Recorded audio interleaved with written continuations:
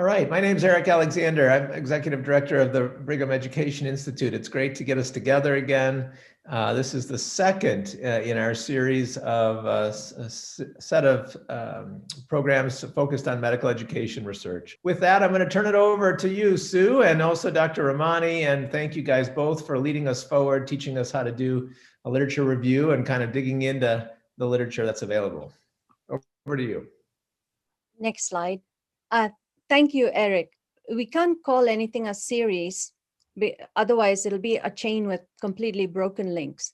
So each of these topics, we are going to show you clearly where the links are, because what you learn in a previous session, we will all be applying to future sessions. So it's a scaffold. If you want to look at it, chain, if you like jewelry, you can think of it any way you want. But what I want to do is very quickly review Ed Krupat's 10 steps to activating an educational project, and particularly focus on which of these steps will be very, very important in Sue's presentation today. Next, please. So the first one is to clearly define the research questions that you want to ask. And Sue's going to talk about that. So that is applicable, very applicable. Then you bounce your ideas off colleagues, mentors, and friends. This is kind of on the side. Next, please. Then you do, once the study question has to guide your literature review. And one of the things I would say is literature review does not stop as you write your paper or you analyze your results, because sometimes you have to review the literature again to go back and figure out, am I discovering new theories, particularly in the qualitative world? Am I actually discovering some new theory, generating a new hypothesis? So there are multiple steps to literature review. So if you click next, it will circle. Once you know what you want to do, consult the literature. And the literature review also guides somewhat our study design and in solidifying the study design. But here's step 6, which is identifying measures and instruments that will help answer your research question. Especially in the education world, for so many of us, we are looking for instruments, and reviewing the literature will show us whether those instruments already exist. We do not need to reinvent the wheel. Next, please. Then think about how you'll analyze the data and make sense of the data by asking what story you want to tell. When you say story, it's not quite Harry Potter and the Four House and Professor Dumbledore. It's really about the scientific story, the storyline, if you like. And if you click, it will say, this is very important. The story comes from what others have said, were there gaps in previous stories, were there areas that were unexplored in previous stories, and we want to enrich other conversation by discussing those. And next, please. So this step 9 is also worth doing the literature review or applying the results of the literature review, determine the right place to present or publish results. So which journal and what is the format of the article we want to write. And then step 10, we just do, which is unrelated to literature review, but this is a very important step. So this is the link between the 10 steps, and we now move on to the actual topic of discussion, which is literature review. Over to Susan. Thank you. Thank you. Yes, that was a very good review, Subha. Thank you so much. So yeah, we're going to focus on steps 1 and 3. We're going to concern ourselves with creating a really good research question, choosing appropriate terms, and setting up a search strategy to review the literature. So the things to keep in mind while doing this, as Ed mentioned in the previous presentation, you need a clearly defined research question. That's step 1.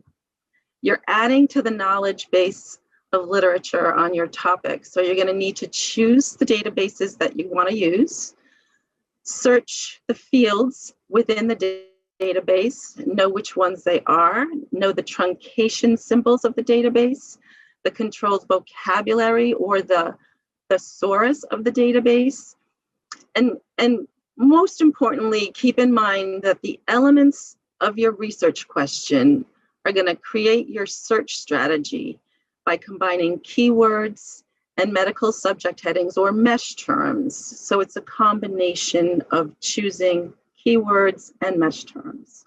So what is a literature review? It's an excellent summary of the literature. You will be analyzing and critiquing your findings, adding your interpretation and message to the conclusion. So you're going to know your topic well and perform your search in more than one database, hopefully, and keep track of your searches. So what's a good research question? It gets your literature review process in motion. It helps you determine what articles you're going to include in your lit search. So the elements and concepts that you use in your question will define the search terms used and lay the foundation for your search strategy. So your study questions, they should be objective, concise, feasible, relevant, and valuable. Those are the elements of a good study question. Now, we have some tools that help us structure a question to facilitate a focused search. One of them is PICO for clinical quantitative related studies. The other is called SPIDER for qualitative and mixed methods research studies. It's adapted from the PICO tool. So these are just acronyms, and they are only set up to help you find the appropriate terminology to set up your search strategy. They act as a template. So you would fill in the patient, population or problem, the intervention, the comparison, or the outcome. Again, those would be for the clinical studies. The quantitative studies, where the outcome is a measured intervention, as in a comprehensive systematic review. But for today's discussion, we're going to focus on qualitative studies, where the concern is with an understanding and experience, event, or process under study, and the relationship to the sample population being studied. So it's a template that's not really used for comprehensiveness. It's used more for scoping reviews, especially those with a theoretical vantage point. For instance, if you were going to influence policy, perhaps. So typically the sample tends to be smaller, the data collected is more focused, it's richer and detailed rather than quantifiable. The phenomenon of interest, as I mentioned, it encompasses behaviors and experiences. And the design, that could be a focus group, a survey, an interview. It could vary according to your topic. Oops, excuse me. The evaluation is not outcomes as it would be for a clinical study. It's your conclusion or your story, as Subha pointed out. And then I wanted to just go over quickly about Boolean operators. They are and, or, and not. Sorry, I'm going too quickly. Used in combination with truncation symbols, they're used to help you set up your search strategy and retrieve relevant results. So, and tells the database to give you results that contain all of the words you've entered. Okay, so that tends to narrow down your set of results. Or tells the database to give you results that contain any of the words you've entered. So in other words, it broadens your set of results. And not tells the database to give you results that contain the words you entered except the word following not. So it should eliminate terms from your set of results. So that was a quick review of Boolean operators.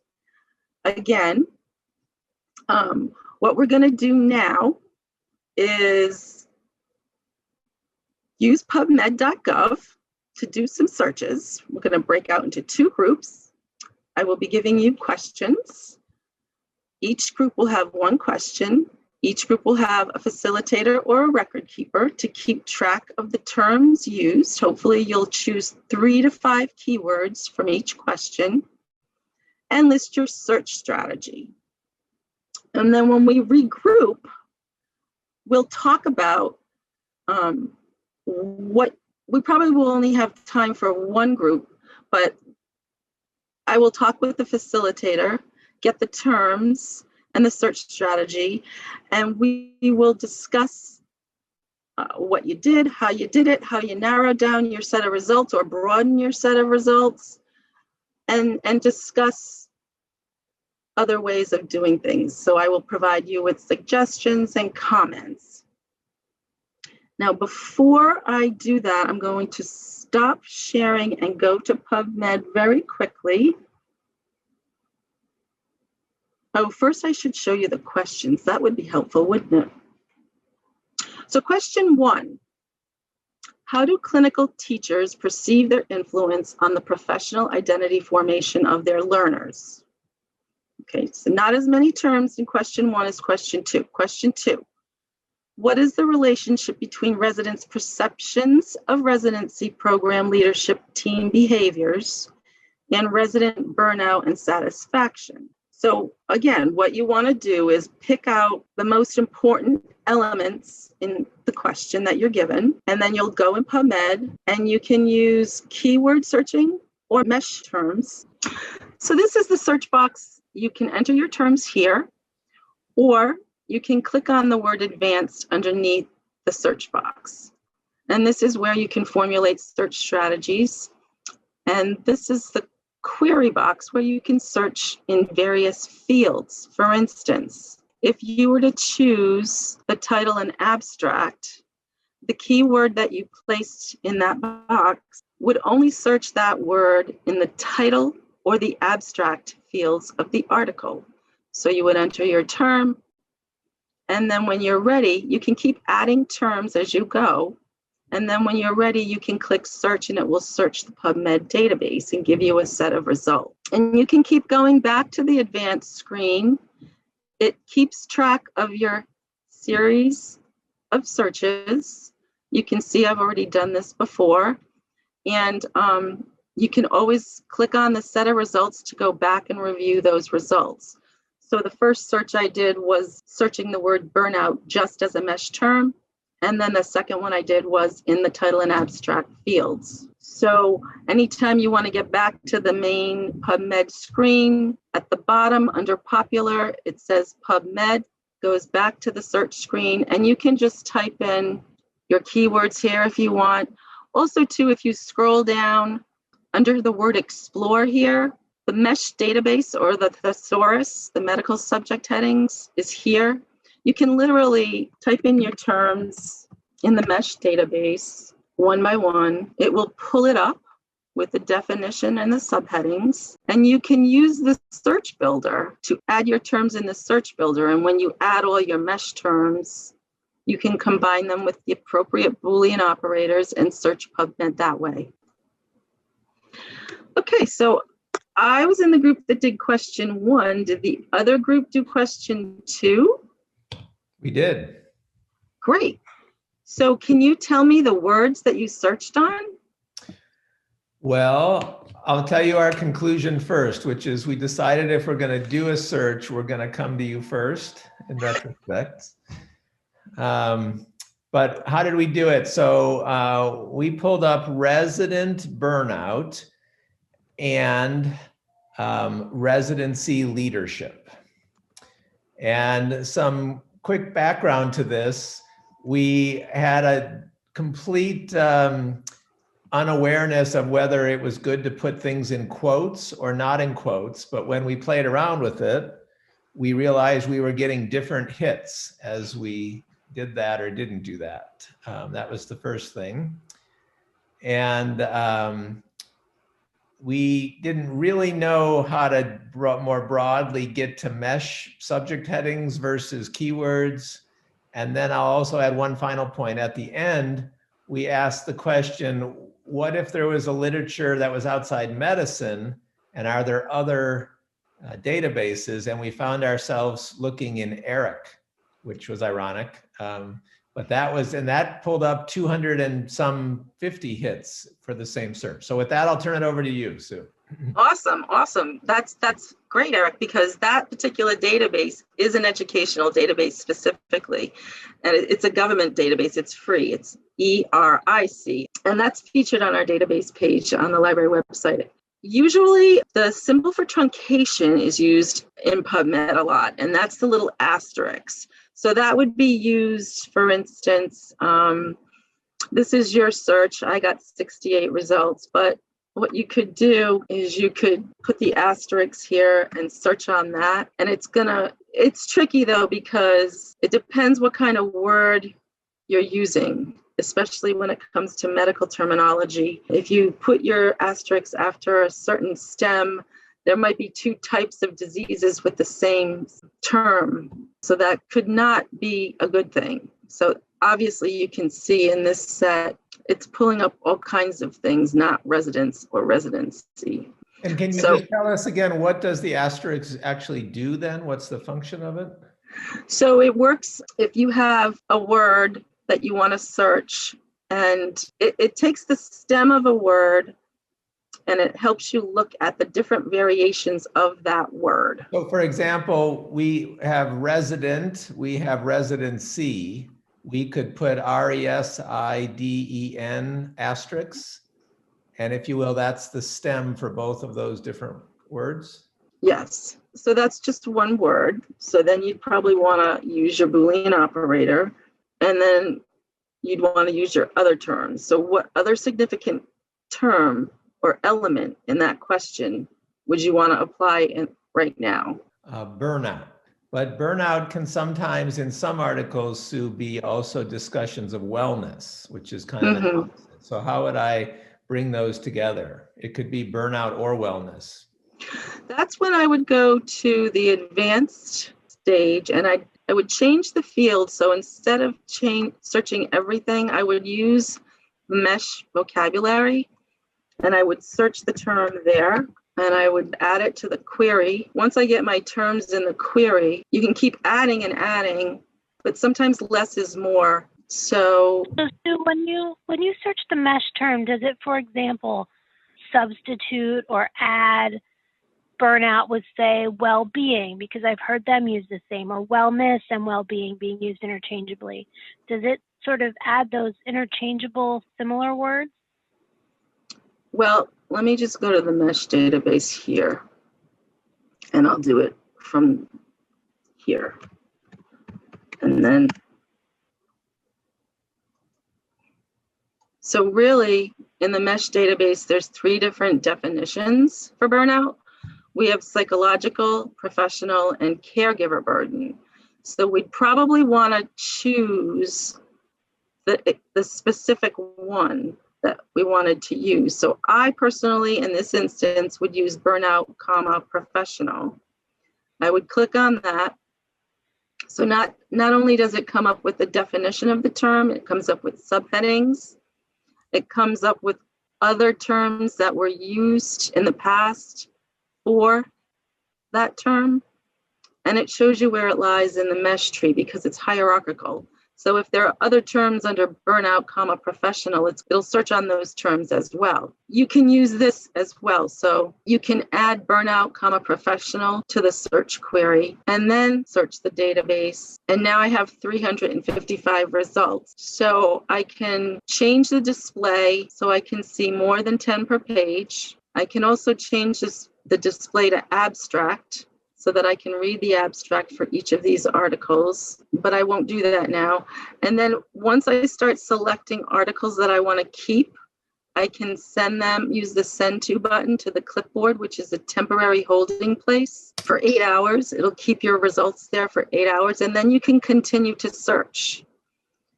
What I usually find helpful is to open up articles that are relevant and looking at the mesh terms within that particular article, and then creating search strategies with the words or the concepts that describe that article. We're not really concerned with the epidemiology subheading in this instance, maybe not even prevention and control, but we are interested in burnout professionals. So we already did that. And then we're also interested in leadership. So I can add that to the search bar.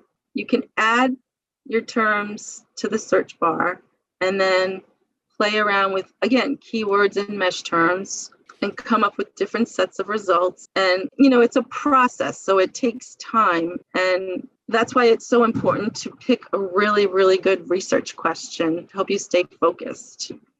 When you click into an article that seems related or relevant, and then you get the similar articles. Yes. What's your recommendation in using that? I often use those as well and save them to my clipboard. Yes, those are very helpful. Also, too, you can see under the similar articles, they're cited by. So these are 6 articles that cited this article. So that's more recent. And oftentimes that's very valuable when you're doing research. Are there any other questions? And how do you find your clipboard if you've saved things to your clipboard? It is right up here, this little box, send to. This is where you can send things to the clipboard, and you can see underneath the search box, I've already got 9 things saved in my clipboard. So these are the 9 things that I've saved previously. Got it. We were working on question 1, so these are specific to question 1. And actually, sometimes I cheat. I copy and paste the words in the title. This title is actually where we got the question from, because this is the article. Question number 1. This is the result of question number 1, this article. You copy and paste the words and you come up with sometimes what you're looking for. In terms of clipboard, Mm-hmm. you have to have, I see that it says Susan 1226. So do you have to create yourself a PubMed account in order to be able to come back later and access the clipboard? Yes, if you do not have a PubMed account, it behooves you to create one. When you do create one, you will have a dashboard, and you can go right to that dashboard. I have saved searches here that are run monthly for me, for Caitlin and other BEI team members. I get the results of those searches every month and I send them to the appropriate people. It saves my recent activity. And I have many, many collections of searches here, and you can always use the bibliography function. So it would behoove you to create an NCBI account for PubMed because there's a lot of functionality here that you can use and take advantage of. You can also use a citation tool like Zotero and save everything to Zotero. Again, I can go back to the advanced and go to a set of results in my advanced search box here, or I can just go to my clipboard if I want to look at my clipboard results.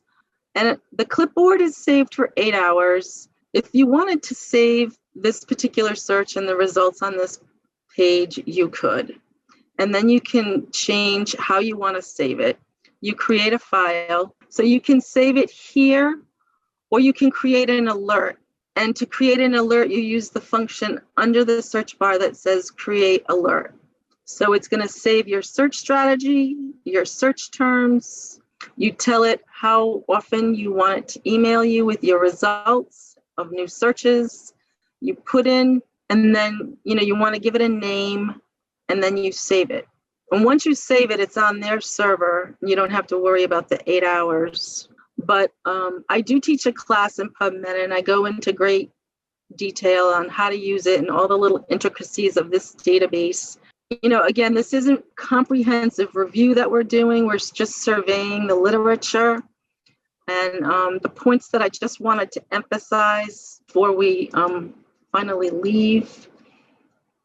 Again, it's really important that you determine a really good research question to start. And then, you'll be adding to the existing literature on your topic. So you have to know what you want to add to the topic. That's why the question is so important. What is your added value on this topic? And so choosing the correct terms and concepts and vocabulary is really important. That helps you set up your search strategy. And if you choose more than one database, you really want to know how to use it. The different search fields, the different methods of truncation, And most importantly, you want to document and keep track of all your searches for reproducibility purposes. Those are the points that I would emphasize. And then if you do want to see me, I am more than willing to meet with you and have a one-on-one consult, or you can call, email, however you want to get in touch with me. And please stick with the series. You'll learn a lot more about qualitative studies in the next one. So thank you for joining. Sue, thank you so much. Subha, thank you for helping to put this together. Great to see everyone, and look forward to hopefully seeing many of you next week as well. So I wish everyone a great day. Thank you, guys.